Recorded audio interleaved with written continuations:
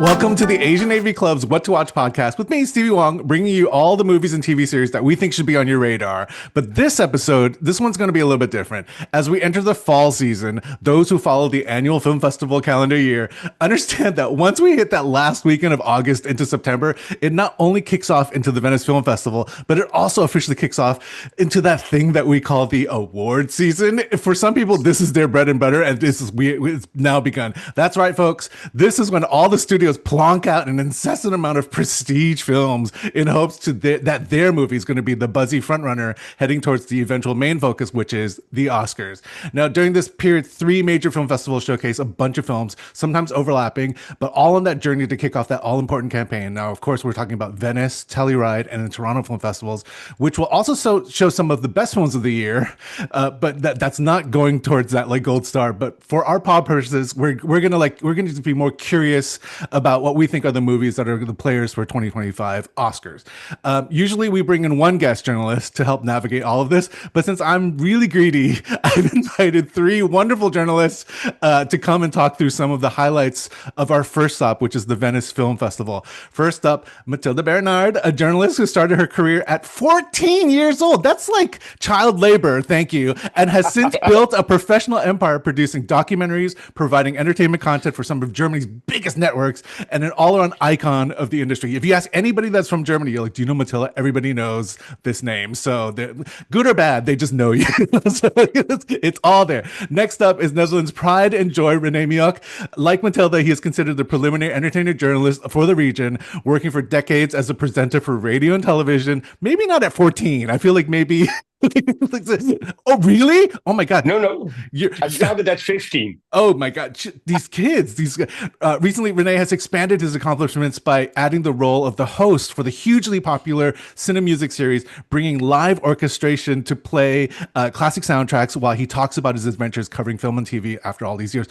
We want tickets. So this is I love that I discovered it, and I'm like, I've never been invited, so it needs to happen. Okay, finally, we have someone who we're really inviting back after we dragged him on our show last month.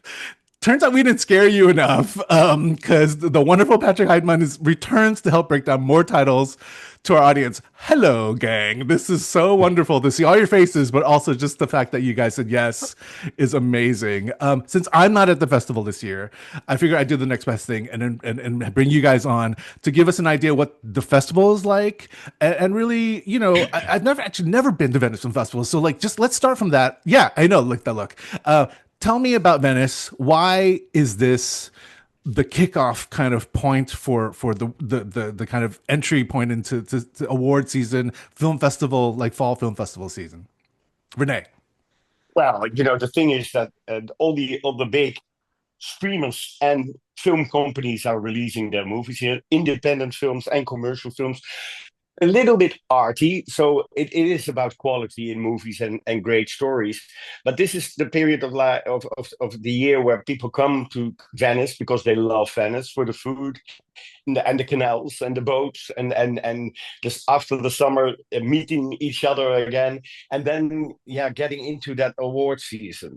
But to be honest, the word award season doesn't really play a big role here in Venice. People are here to go to as much films as they can and talk to as much filmmakers as they can. So this is really a film buff film festival. Patrick, I'm going to ask you a question about that. I mean, it is a film buff film festival, but there's so much news about how long these standing ovations last, how like what they're wearing, like really what is Venice, and why do you feel like it is so important for these studios to kind of have these premieres at a festival like this? Well, maybe the glamour here is a bit different than the one in Toronto or Telluride. I mean, because of the location, obviously. It's also, of all these 3 festivals, the first one, if only by a few days. So being here first, I think is a big deal for a lot of like streamers, especially. Netflix has kind of taken over this festival in a way. They've discovered it really as a launching pad for their films in recent years. And yeah, I mean, location just has glamour. Having shots of your talent arriving on a boat, where else would you get that? So And of course, And actually, Yeah. we can talk about Netflix a little bit because, during Cannes Film Festival, Netflix is not allowed. Well, I don't know if they're not allowed, but they do not have any presence at that festival anymore. And so for really Venice is their kickoff point to kind of like showcase. Matilda, how many Netflix movies have you seen at this point at the Venice Film Festival? No, a bunch already, but I tell you something, we just had the discussion that I don't understand why journalists would boo when they see the Netflix, the Tadum, right? And I think, okay, guys, it gives so many people work. Actors, everybody in the film industry has much more work than before with all the streamers. And this is part of our reality now. And we should face that, and we should embrace it. What is true, on the other hand, they should, like Apple, especially Netflix, maybe bring their movies a little bit longer in the cinema before they come to this streamer. Then it would be maybe more justified. But I think we have to get used to it. And I think that this booing when they see Netflix or Apple or something is lame. Yeah, and I have to say, I have to add to that because this morning I saw the film The Wizard of the Kremlin with Jude Law, and Disney Plus is one of the partners in the movie. So when the logo of Disney was, when the film starts, you see the logo, and the whole audience was laughing like we're watching a comedy. And it's just because I know the combination of a political film about the Kremlin and Disney Plus is maybe not the ideal combination if you think of it. But as you are saying, we have to get used to it because these streamers are very important for the movie industry. It's quite interesting. I remember sitting at Cannes this year and the neon logo came out, and like somebody in front of me gave it to the screen a heart sign, and I'm like, no one can see you, mate. Like, it was one of those really strange, but like because that brand has a little like has kind of curated themselves to be a purveyor of artistic and whatever, like somehow that's acceptable, whereas like something like a Disney Plus or an Apple, whatever these other kind of more mainstream platforms is still. But the fact is they have money and they're paying for this. If not for these studios right now, we might not be able to get like maybe half of the big fall films that are coming out. Yeah. This season. So it's an interesting kind of conversation that we can always definitely have like at another point. But let's talk about some of the highlights of this film festival. Matilda, you want to say something? Yes, I wanted to say, for example, Frankenstein, which we saw. Of course, it's a movie you have, or it's much better if you see it on a big screen, right? Because Del Toro is always so poetic and beautiful, and the picture. But still, maybe he wouldn't have got it financed if a streamer wouldn't have jumped on board, right. Because very often the distributors, they don't have the balls anymore to go for something special, for something different. They want mainstream, they want that it works. And so that's why I'm completely for the streamers also. Oh, and also it's kind of proven if you show a movie in a cinema, it doesn't necessarily mean that people are going to go and watch it these days, But Exactly. Right. Marvel's put out films and like, they have these big premieres and people go that first weekend, but like the second week, like no one goes. And so it's very difficult to kind of justify paying X amount of dollars for something that only very few people are going to be able to see. Whereas if you put it on a platform, there's more eyes on it. Yes, Patrick. I feel like I'm in class. I know it's like a class. I just feel we just have to find a middle ground, probably. Yeah. F1, for example, is a film where you can have both. It was produced mainly by Apple Plus, but they gave it an exclusive long window in theaters, and it made a lot of money all over the world. And now it is on Apple TV Plus a couple of months later. So that's great. I wish Netflix and others were doing that a little bit more, especially for the films that are just looking so amazing on a big screen. Well, just the fact, Well, I'm just laughing because the fact is the number one movie in America this week, at least, is Netflix's K-pop Demon Hunter, which after a run in June, actually, it came out, became the phenomenon online that it is. And then they're like, maybe we should put it in a cinema. And the result is a number one movie. I mean, of course, timing wise, it's a really quiet time of the year anyway, but they did themselves the first service. The first ever number one movie that Netflix has ever had is an animated film that came out in June. And so I think Netflix might maybe learn something from this exercise, but I think their model is still definitely, let's do a week and then like go to the platform afterwards. And I know that you are working on a special on the Venice Film Festival and the award season, but just to add one more thing about the streamers, it will also change the way of filmmaking, and that makes it almost a special on streamers and filmmaking. But the thing is, I remember Spielberg at the beginning didn't want to do films for streamers because you need to do a lot of close-ups because people are watching it on their telephone on the small screen, so you can't go with wide shots too much, and that I think that is a sort of disadvantage that the language of cinema will change because now it's co-produced with television companies basically. Right. Well, but let's talk about that some other time. Well, okay, yes. God, there's something we could. Okay, let's talk about Venice because this really is a whole different conversation, and I love that we went there. But like, let's main focus Venice.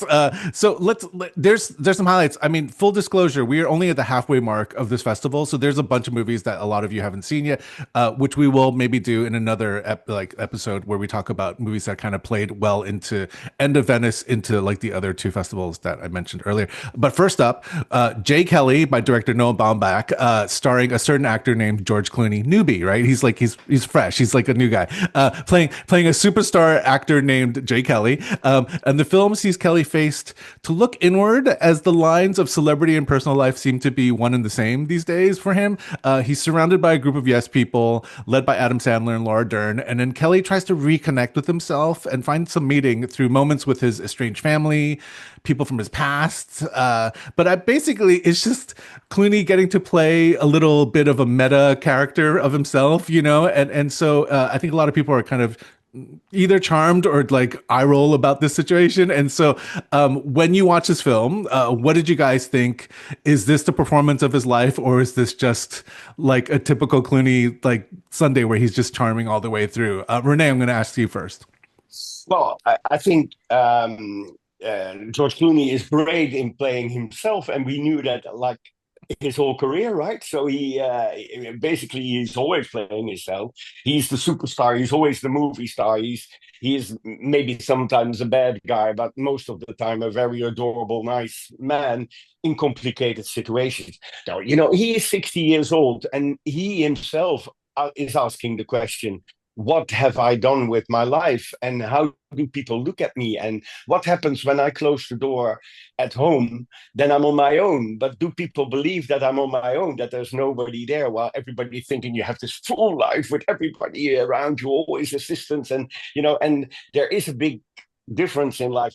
I mean, that is what the film wants us to understand, that there is a sort of normal life for a movie star, although you earn like $500 million in 2 years, and you have your cars and your houses everywhere in the world, but you're still this regular guy with the same problems. And as you know, he was ill while he was here in Venice, and Adam Sandler started the press conference by saying, even movie stars can be sick, and it's true.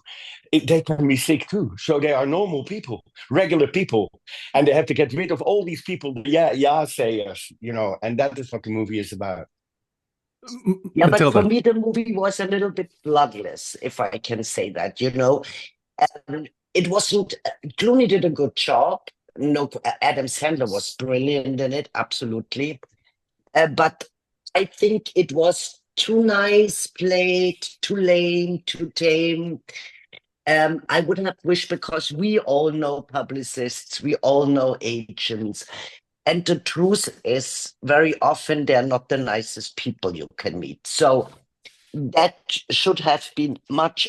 I would have wished it would be more edgy, a little bit more, yeah, edgy is maybe, sharper. And this was all a little bit like, yeah, we are not friends. And it was all on the surface, the whole industry, which, for example, I have to make a little segue into the studio, for example. The series shows it very harsh, even if it's funny sometimes, but it's the way it is, and I thought it was, yeah, it's not a really, to me, it wasn't a very honest movie somehow. Well, Patrick, I just have a question. Do we care? Like, is this like in this day and age, there's a movie about an A-list superstar having like a bit of a thing. Does that even matter anymore? Like it's like when I read the breakdown of this, I'm like, okay, well that's nice. I mean, I love George, so it's like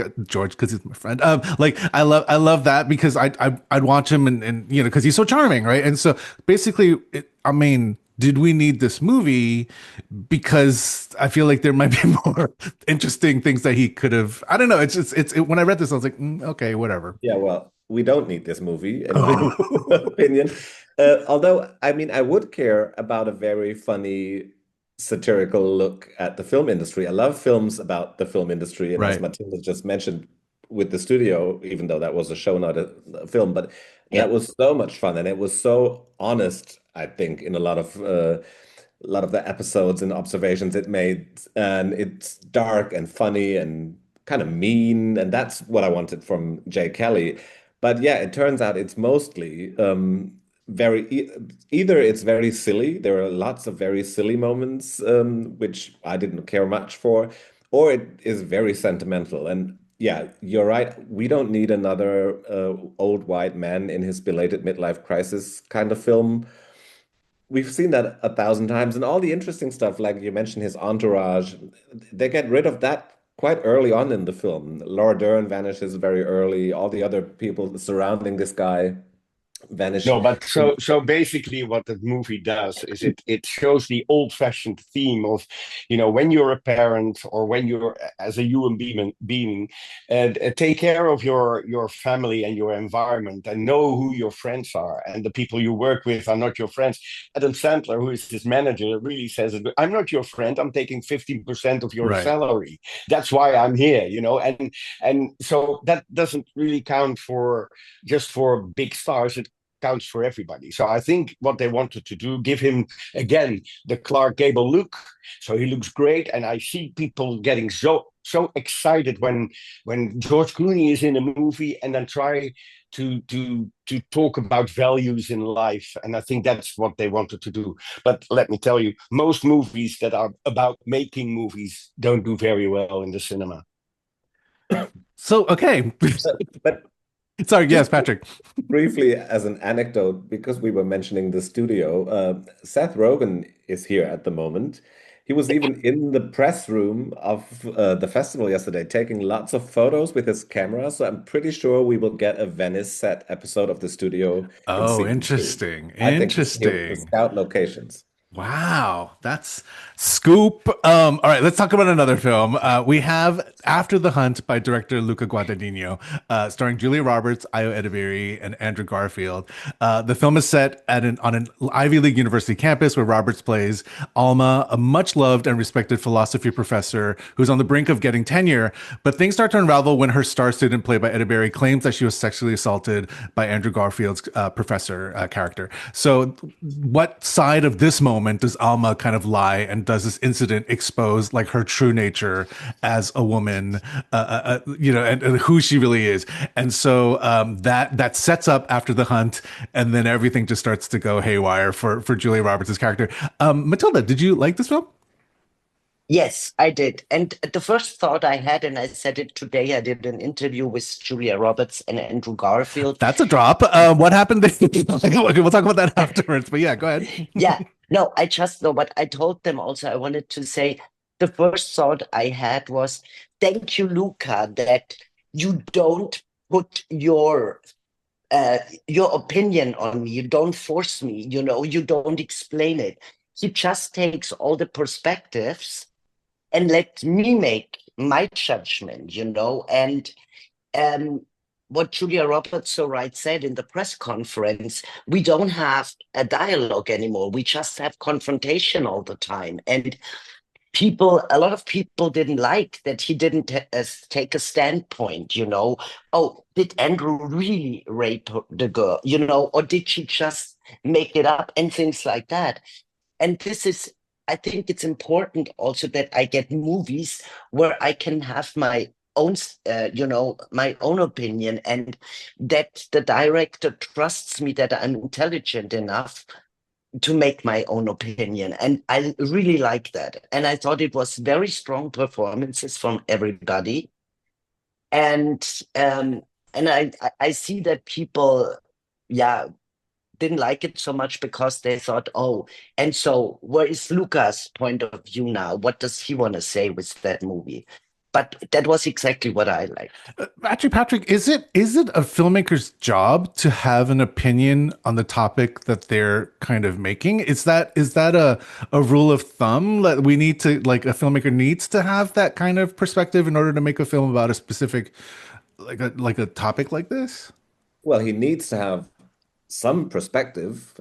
Otherwise, he probably wouldn't know what to do or to tell. But no, I mean, he doesn't have to judge, and he doesn't have to present like one truth or answers or stuff like that. So I also appreciated that we are not shown the quote unquote truth in this story. So what happened that night, or why did X do that, and stuff like that. I really like that. I think the film does have quite a few issues. I feel the fact that you don't like any of the characters Mm. really becomes a bit tedious at one point, and because you just don't care that much and you don't really get to know them that well. Also, every character in this film has a lot of issues, like trauma from the past, or the girl is not just a student who says she was raped, but she's an adopted child of billionaires who sponsored the whole university. Julia Roberts' professor, she has a whole backstory. When everybody has all these issues, and it gets kind of muddled, I feel, what the film really is about, because he puts so many issues in it.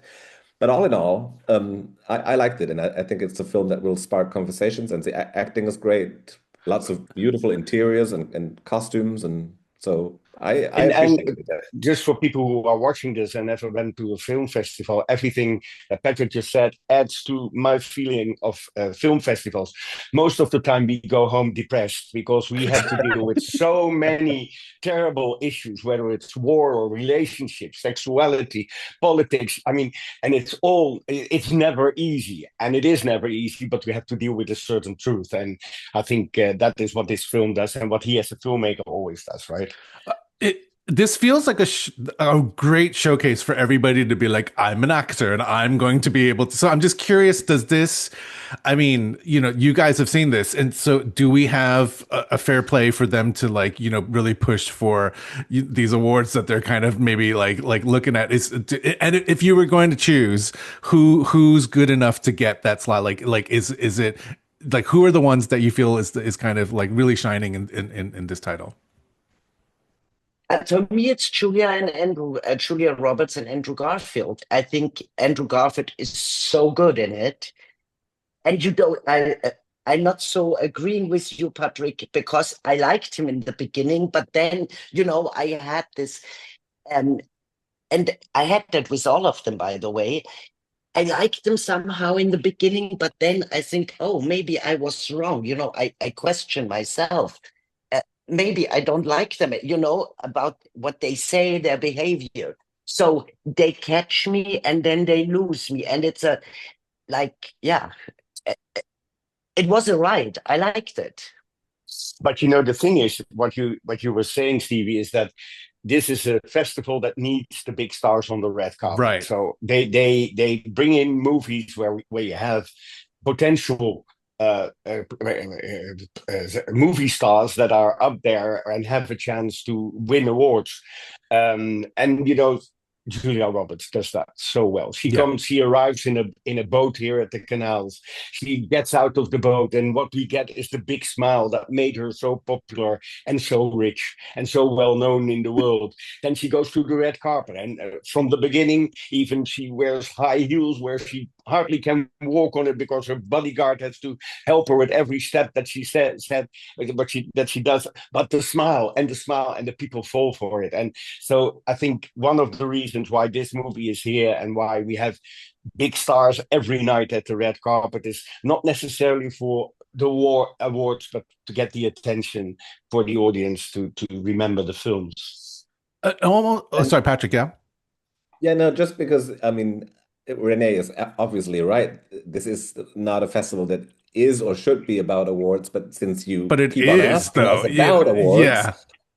I just wanted to add that I also think Julia Roberts is probably the best shot this film has of a nomination. I think it will be a bit difficult that the film is rather cold and people, I mean, the people who like it will really like it, but there will be lots of people who just don't care or actually hate the film. So she will have to campaign quite a bit, and I don't think she likes that.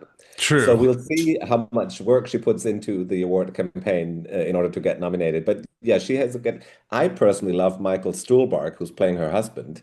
He's amazing, but that is a very small part in the film. So I don't think he'll end up having a chance. But he's always so good, and one day I hope he will get an Oscar for something. That man needs the proper. I mean, I thought that after Call Me by Your Name, like he would have just kind of moved into that like character, like, but like something I don't know what happened, but like it almost like kind of happened there, and then that was the end, and now Luca brought him back for this. So he knows that he's like the character person to like really, do a good job, but like somehow he just still hasn't had that role that's gonna like take him over to really get the flowers. Yeah. So yeah, we're standing.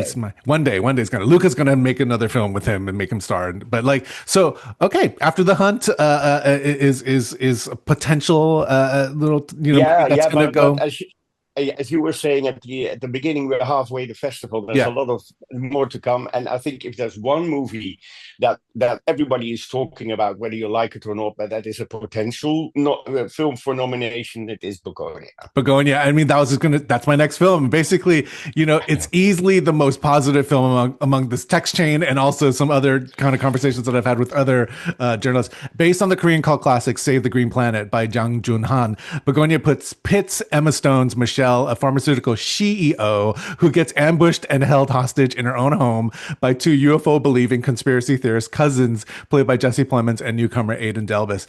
With no spoilers, heads up, this basically is a three-hander battle of wits filtered through the messed up mind of director Yorgos Lanthimos. Patrick, let's start with you. What's your take on this film? I thought it was fantastic. I don't know the Korean film that it is based on, so I knew nothing really going into this. And it is quite a ride. It's really takes you for a few turns and twists, and it has a great ending that, of course, we won't spoil. But I loved it. It says a lot about the world we live in with, these big pharma companies ruining not just the life of people, but also of bees. It is talking about conspiracy theories, about, lots of very timely issues. But it's also quite fun in a dark way. The dialogue is amazing. And let me tell you, I mean, speaking of awards, I wouldn't be mad if Jesse Plemons wins an Oscar for this film. And also, I'm pretty sure Emma Stone will once again be nominated for a Yorgos Lanthimos film, because both of them are incredibly good. Rene, you kicked it off, but like, when you watch this, is this as fun as Patrick is saying? Absolutely not. No. The thing is, I agree with the performances. I agree with the direction. I agree with how they put the story together. But it's with most of his films, they make me feel so uncomfortable. They are so, and this one is no exception. I mean, I came out and I thought, really? And I read all the reviews and I hear Patrick talking about it as if he's seen God. And the thing is, no, I did not like it. But listen to Mathilde. Okay, shout, Mathilde. I love it. No, because I love it. I'm like with Patrick, because it really holds a mirror to us, you know. And of course, at the end, you think, okay, Yorgos Lanthimos gave up on humankind. You know, he's just like, when you look at his movies, and that for sure shows that. But it's very critical. And it shows it doesn't matter what kind of position you have. You know, these are two very extreme positions, of course. You know, Emma Stone's character, and then, of course, Jesse Plemons and his cousin. But that's how we are, to in a nutshell. That's how the world works. And what I loved so much, you know, the opening with the bees, you know, he and no, I don't say how it ends, but anyway, the opening with the bees was fantastic. No, but you know it. And you have only three people, more or less, in that movie, and it shows the whole mankind. And is it depressing? Yes, it is. But it's so true. Okay. I mean, at this point, it's like, you Silence. know, no, at this point, Lanthimos and Emma Stone are like attached at the hip. Like literally, like every single movie is now connected. What is it about this pairing? Because I feel like she's so they've helped each other out, whether it's just like she just trusts him so much, and he trusts her, and between the two of them they're just creating these amazing memorable characters that like are and just he takes her to the extreme. That is yes. I mean, she has the guts to do it, and she does what he wants her to play. I guess that's the whole thing, and that makes it every time so special to watch. And the characters don't look like each other physically, but also in the way she plays it. There's also always something new to experience. But I mean, the word depressing is used a lot when we talk about the movies here. And again, and it is violent, and it is funny, and it is. But you know, when you hear Mathilde, it's almost like you feel like you watched a documentary about human behavior, and it's not. And that's not the case. I hope. No. I think no. What I love about his movies is like it's that uncertainty you're walking into with this kind of understanding that a Yorgos Lanthimos movie is going to kind of push you to the edge, and it'll shock you, whether through random something happens where you just like you don't expect it to happen whatsoever. And so the idea that this is a three-hander, everybody's just in a like, I don't know if it's a room, but like it's in a space together, and yet this still exists in terms of like how he's able to control the feeling. I think that makes me even more excited. See, Renee's like, yeah, but to me, it just makes me very excited because this is a man that really understands the like rhythm, and also understands storytelling, and is able to really push everybody's buttons to get and so we need filmmakers like that, whether you like him or not. This is, to me, is something that I'm more than happy to support, like, you know, all the time. And from day one, his movies from day one have always been like this. And so you know, he's not veering. It's not like he did rom-coms and next like all of a sudden like what I totally agree, but it's not good for my stomach. Yeah. Okay. Well, talking about award, I'm pretty sure Jesse Plemons could be awarded for an Oscar, and why not Emma Stone? Because she's also so brilliant in it. Yeah. It's for me the best I saw this year, actually, thinking about it. Well, like I said, this is the one that's been super buzzed. Everybody's just like walking out of it. I'm watching it this week, so I can't wait. But let's talk about another film. Director Park Chan-wook is back, even though he's been persona non grata at the Writers Guild. He is still a director, and he's bringing his latest dark satire, No Other Choice, which reunites director Park with actor Lee Byung-hun, who we recently saw on as the Master of Ceremonies on Squid Game. But actually, they haven't worked together for almost 2 decades, and so it's a really nice. If you're a super fan of like both of them, this is a really nice reunion. What kind of brings them back together is basically the actor plays Yu Man-soo, a happy, successful executive of a paper factory, a loving husband and father to his family, and then he's let go after receiving a really fancy eel that he thought was a gift, but it actually was a parting gift. So trying to get back his job, he decides that he's going to go to extremes. Should I even tell you how he does? Is that in the trailer? Do we even know? Like, or should I just hold back on why he's trying to get this job back? But he goes to very, very murderous extremes to kind of get back his job. And so it sounds like a pure black comedy. I love that. I think Park Chan-wook was such a solid director, and so when he's able to like kind of play around with this kind of stuff, I feel like this is his zone. So Matilda, you saw the film. What did you think about? I loved it also. I Okay. loved it because it was really funny. Um, and so crazy. I think what ideas, and it takes you to that ride, but I didn't know what to expect really. So you sit in the cinema and you really wait what's coming next, and you feel for the man, you feel if he does right or wrong, but you feel for him, you want him to succeed. And yeah, I came out of the cinema and I was happy. What more do you want from a movie? That is true. I mean, and I think like Yorgos, when you go into a Park Chan-wook movie, you kind of know that there's going to be something different at least. Like it might give you an impression that it's like this is the setup, but no matter what, you're going to walk out going like, whoa, that just, he's an auteur. And so I'm just curious, like Patrick, did you get a chance to see this film or are you? Oh, yes. Okay, I let's hear it. absolutely agree. I think it's a lot of, I don't know if I would say I came out of the cinema happy because maybe that is the wrong It sounds crazy. thing. Because I read about this. It's once again such a dark and brutal story. And it's also rather ends on a rather pessimistic note when we look at how workers are treated and the dangers that AI and whatnot can mean for the workplace of many, many people. But yeah, I had a good time because it is a wild ride. It is like a mixture between social commentary, satire, very brutal thriller, and he does it so well. The actors are all amazing, and the locations. I asked him in an interview, where is this set? Because it's such an interesting town, and all these houses that are kind of in nature and all have a big garden, which is very crucial for the story that they all have big gardens where you can bury something. What?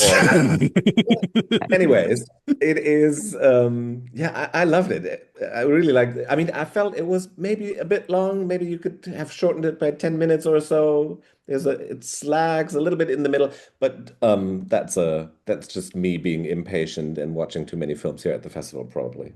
Since we're on award talk, Rene, there's buzz that potentially Park is able to break that kind of foreign language barrier and actually make it into the main frame of like best director or best picture or whatever that kind of like have you heard anything like on the ground like in terms of like people talking about this film possibly like maybe being able, and of course in the States Neon has this, so Neon is a studio that is very good at breaking through a lot of these barriers because obviously they won for Parasite, giving it best picture and best director, and so they have this history of being able to do this kind of stuff. So I'm just curious, do you feel a movie like this movie is able to kind of like do that? The great thing about this conversation that besides the films, also this conversation can make you more depressive than you already are, because I haven't seen the film. The thing is, you see, the choices are so many. So we all have our own different festival. schedules. Yes, of course. One thing to the other. You do interviews. You go for lunch. You go to the next film. You try not to fall asleep and go on. So unfortunately, I missed this one. But if I hear them talk, I immediately go and see it when I'm back in the Netherlands. That is the truth of film festivals. Is like you're saying, there's so much going on, and then you personally have your own agenda of terms of like coverage and whatever. And so I rely so much on conversations like you guys, where I'm just like, was it good? Because sometimes if I'm on the fence of like, am I going to spend 2 hours in the dark, or am I going to go and have a meal, like something. And so that makes a huge difference. And so if Patrick goes, it sucked, I'm like, all right, I'm not going to go then. And so unless I start reading reviews and they're like, wait, that was the best movie of the year, Patrick, that kind of thing. Sorry, I didn't mean to use you as my example, but like, I'm just saying that like, it is very interesting to hear word of mouth amongst your peers, because obviously that makes a huge difference. But yeah, this sounds like a movie that I'd watch. And I really hope, if it's as good as you guys are saying it, maybe this will be the movie that's able to like break through that barrier and get one of those kind of slots, because I think it sounds like it's crowd pleasing enough that a lot of people might be able to enjoy this outside of just reading, like foreign language But fans. also, if I may say that, because we had a discussion today, journalists, and there was a Korean journalist and a German like me, and he said he didn't understand the humor sometimes, and the Korean journalist said she understood it. So, but I don't even think it's a cultural thing, because I understood it, and I'm not, it was fun, and Patrick understood. Yeah. Here's the thing: the global language of cinema is getting wider these days because of platforms like Netflix being able to show they invested heavily into Korean content, and so like people watch that stuff all the time now, whether they do it either dubbed or like with subtitles. The rhythm, the kind of the sentiments of different cultures, people are just open to it now. And so I think, unfortunately, the colleague that didn't understand maybe should watch a little bit more. So I'm just kind of like just gonna put it out there, but it's just learn, and just kind of, or read up, because if you don't understand it, there's so much there's so many think pieces that exist in the world that you're like, okay, well then figure it out. Okay, film. Yes, Patrick. Yeah, just quickly coming back to what you were saying about Neon. I mean, that's going to be interesting just to see where they have so many films. So it'll be interesting to see where will they put all their efforts into. Because actually it's true. They have sentimental value. They have the Jafar Panahi film, which won the Palme d'Or. They now have this movie. I mean, we're talking 3 major like foreign language movies that like all have wonderful potential to like go into the mainframe of the year, because the directors are brilliant, the acting is brilliant, and so it again, where are they going to spend their focus and money on? But I think it also boils down to, because all of these movies are going to be traveling, right? And so they will see responses at Telluride or also at Toronto and at New York Film Festival. I mean, this is and so it's going to be interesting to see what they're going to do, but they have a bit of a Sophie's choice right now to be like, where are we going to put our money into this situation? Yeah, and my worry is, and that's the cynical skeptic probably when it comes to the Academy, is how many people will watch this film and think, oh, a satirical social commentary, brutal thriller.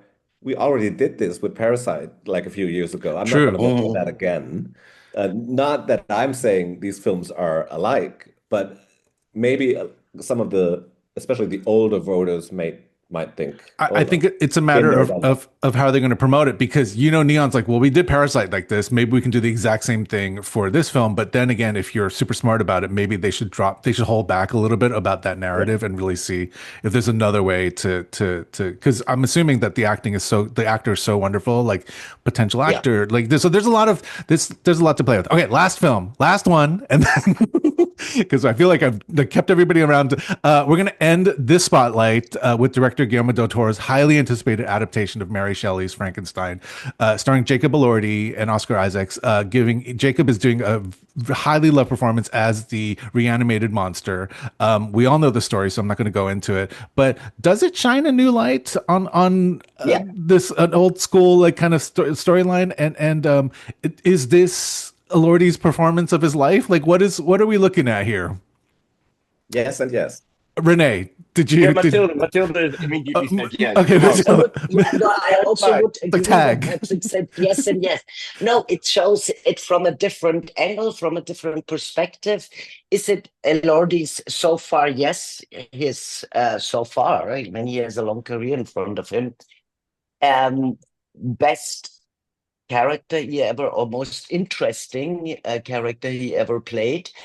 And I thought it was such a modern, I just liked it. I mean, like, and you sit in, and this is Netflix, we just talked about it, but you have to see it in the cinema, and then you can watch it again on Netflix because it's really beautifully shot and great performances. I really liked it. You know, the thing is with him, he is such a brilliant filmmaker, and he knows what the genre needs. Do we need? I mean, the question was asked earlier. Do we need another Frankenstein? I would say no. So that's also the feeling how I went into the film this morning. Like, do I need this? You know, and do I need another Nosferatu? Because there's also another, you know, and we go on and on with telling this story again. But you know, he is such a brilliant filmmaker. But at the same time, it's a 2.5 hour movie, which is and with a lot of special effects, with most of them are great, and but still, I thought he was on a different track. I thought, you know, with The Shape of Water, it was such a rich film with so many levels in the characters and in love and relationship between people. And this, I don't know. I thought, you know, it's another great horror movie. Patrick. See, and there I disagree completely because well, first of all, I don't care for the Frankenstein story in general at all. I could watch 100 Dracula films, but Frankenstein, I really don't It's care. just when he opens his mouth and he's like, roar, roar, and I'm like, dude, just like, could they not figure the vocal trappings? I'm like, come on. That is an issue this time. Oh, okay. Oh, he speaks. Fabulous. Well, he speaks. Yeah. He won't shut up. But yeah, but I found it interesting that it is, for me, it wasn't a horror story at all. I was really surprised of what an emotional film about fathers and sons this is, and it's really like a romantic tragedy. Um, it's I mean, he takes his time to tell this story, but it gets so emotional in the end that I was really not expecting that. And it made it more interesting for me. And You that know, compared. Go ahead. No, Go ahead. no, I just wanted to say, I'm Rene. always happy. I'm always happy. The father in this film is played by Charles Dance, and Charles Dance is such a great actor, and he's always playing small parts that disappear in the story. Sometimes he has a main character to play, but most of the time it's not like the carrying the movie. But he has such the presence, and I was so happy to see him, the English actor Charles Dance. He's wonderful. he's He's great. wonderful. And you say he is the father in the story, but for me, Victor Frankenstein is also the father because I feel the relationship between him and the monster here is really portrayed like the relationship of a parent and their child. And Elordi plays the monster or the creature, whatever you want to call it, so innocently and naively. And to see how he then gets hurt and wounded by his dad, who's disappointed that the kid didn't turn out the way he wanted to, kind of, for me, was a new take, and I really liked it. I had a good You know, time. and the great thing about filmmakers and journalists is that they take a lot of from movies and compare that to their own life. So yeah, people who like it must have had a terrible childhood. Hold, Matilda, do you have something to add on to? But you know, it's that story, of course, the father, the very personal story. But on the other hand, it's also a story, and here we go again, about our society. That somebody who thinks he's God, you know, you create something, and because Frankenstein, I don't want to give anything away, but he's not a monster or anything. But people who think that they are gods, you know, that it bites them in the ass. And what did Jacob Elordi say at the press conference? The monsters are the ones in suits. Thank God we don't wear suits then. That is this is so deep, so deep, so deep. Yes. Yes. Okay. Of course, there's a lot of movies that all of you have yet to see, but from what you have seen, or even sometimes there's buzz before a movie even airs. I'm just curious, like, are there any frontrunners that people are kind of talking about, whether it's the ones that we've talked about, or is there other ones that really feel that potentially it could win, the best picture at Venice? Like what is the kind of like, and from a presentation standpoint, is this class of Venice films, is this a good one? Like compared to maybe previous years that you've attended? Is this because it sounds like, first of all, stars everywhere, filmmakers who are big filmmakers. I mean, these are expected wonderful filmmakers that, like, even at their worst, they're making better than average movies. And so we've showcased 5 really strong kind of presentations. So I'm just curious, but like, there's also a limitation to that, in the sense that there is a lot of Italian movies here and French movies that you don't even have time to see all these movies, and I don't know, the jury, they see the whole, right. We see different programs, different films in different programs, while Right. the jury only watches the in competition films. So it happened quite a few times that the winner was shown on the last Friday of the festival, so it's exciting till the end. Is there anything that you really are super passionate about that we didn't mention in this collection of films?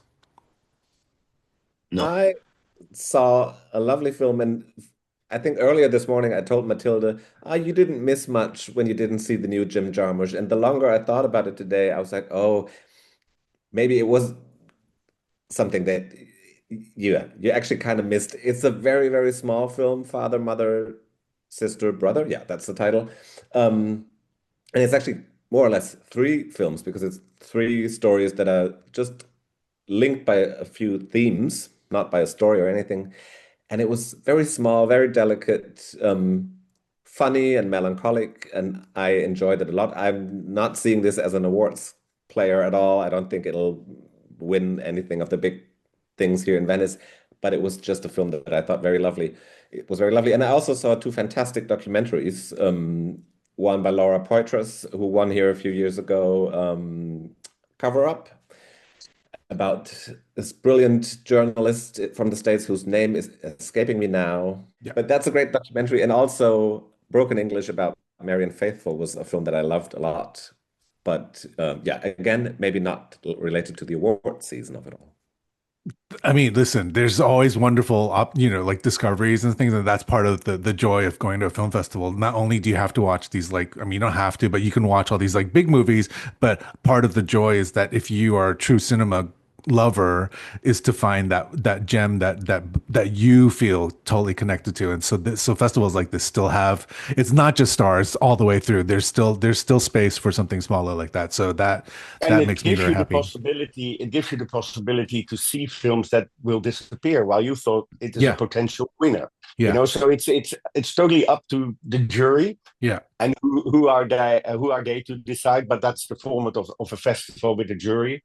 But it's the pleasure of totally. I mean, it's also a weird thing that you go into the dark and the light goes out, and you get all these opinions and ideas and feelings from other people that want you to be excited for what they have thought of, and that is. Yeah, to me, it's always the excitement of film and film festivals. All this shows me is that we have an exciting fall, like kind of out, like at hand right now, and there's some really solid movies that, like, we're only at the surface of like what's going to be on presentation, but like it's happening. So I wish I was in Venice with you guys rather than doing this over Zoom. I wish I was like sitting next to you guys and like having a table and like we can just like have this 2-hour long conversation plus. Man, we miss you. I know. Miss you. Next year. Next year.